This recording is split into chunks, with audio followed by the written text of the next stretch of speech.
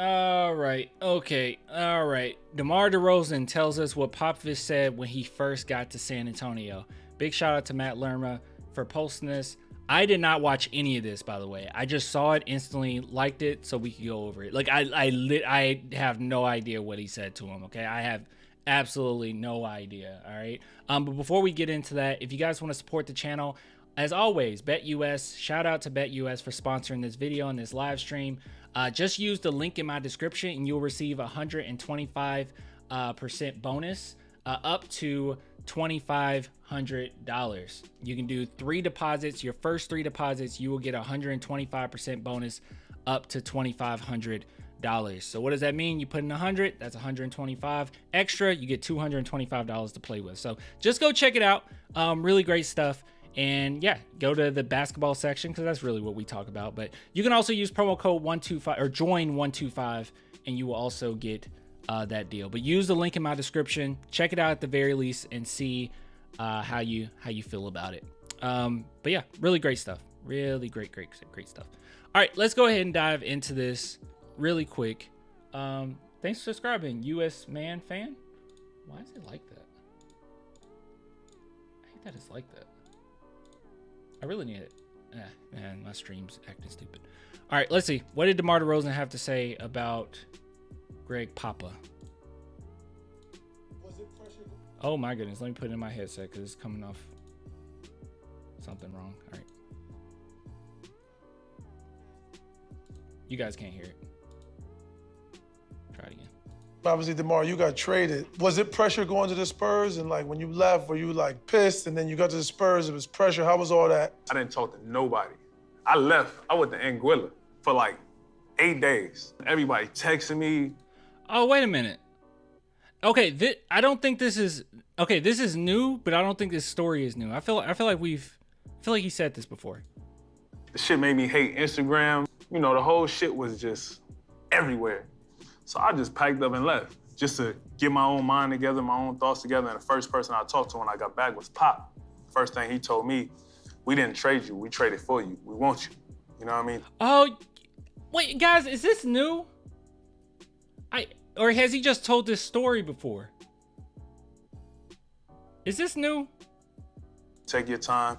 He didn't put no extra pressure on me. So that there gave me a different outlook on like, fuck it, let me man up and take this next, you know what I mean? Let me deal with it. Let me deal with it face on because, you know, I can't keep running from this feeling.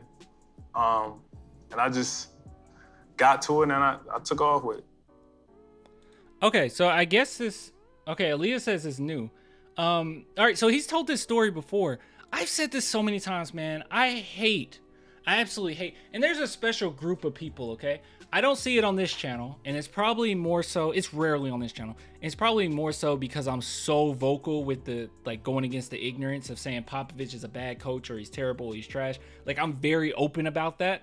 And I call it out so often till good thing over on this channel, we haven't really cultivated many people that just openly say Popovich is trash or he's gone. Like, that doesn't happen. And if it does, like, we knock that down real quick. But Popovich is the perfect coach for the Spurs.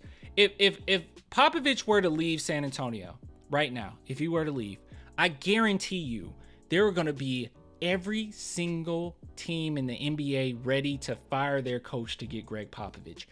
Easily.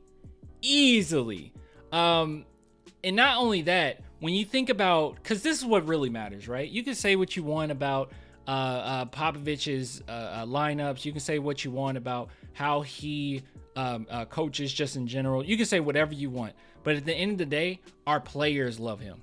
There hasn't been anybody in our franchise thus far, at least with this group, that has point the finger at each other.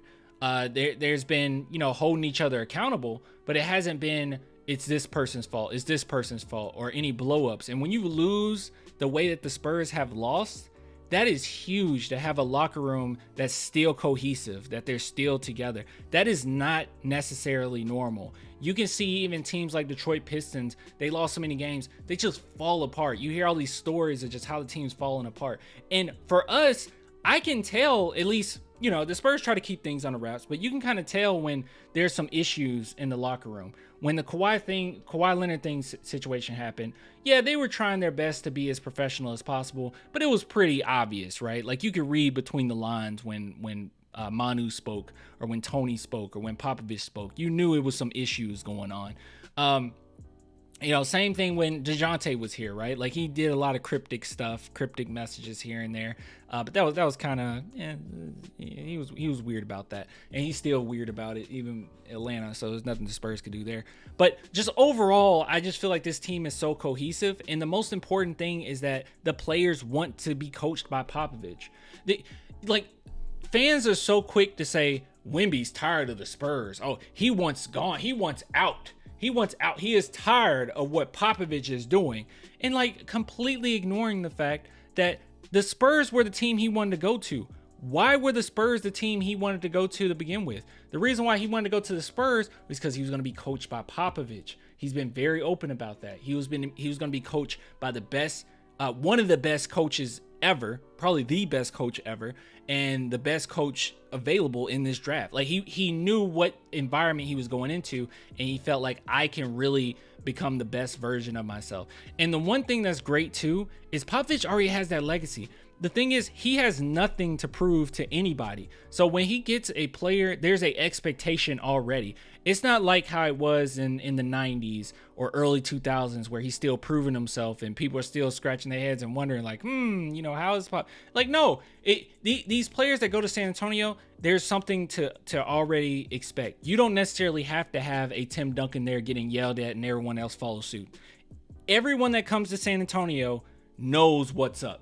And not only that, it's an type of environment. That's why Doug McDermott was so hype about trying to stay. Like he was so adamant that I want to stay in San Antonio, you know, like basically begging for the Spurs to keep him because he's been to other franchises and he knows that this is the best ran franchise in the NBA.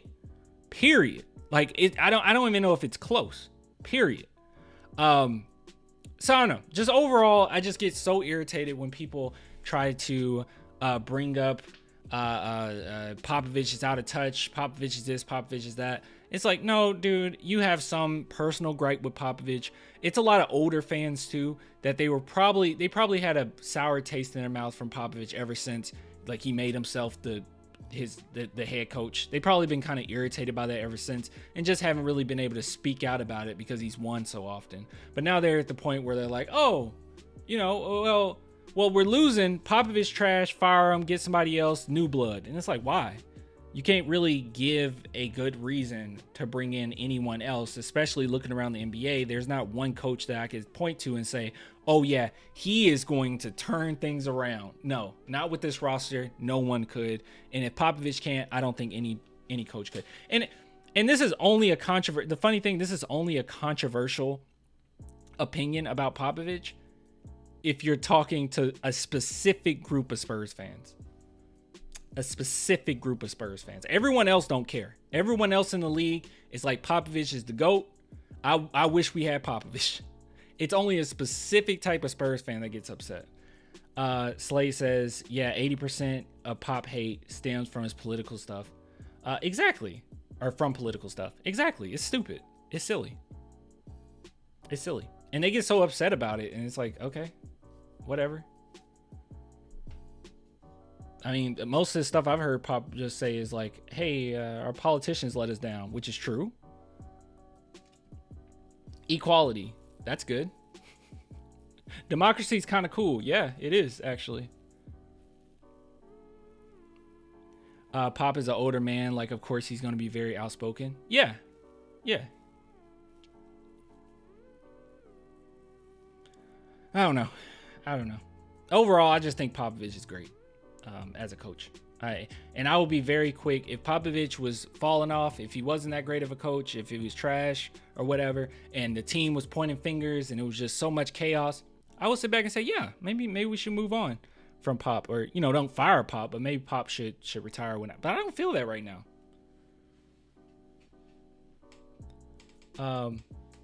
Yeah, I just don't feel it right now. So that was my thoughts on that. Good stuff though from Derozan.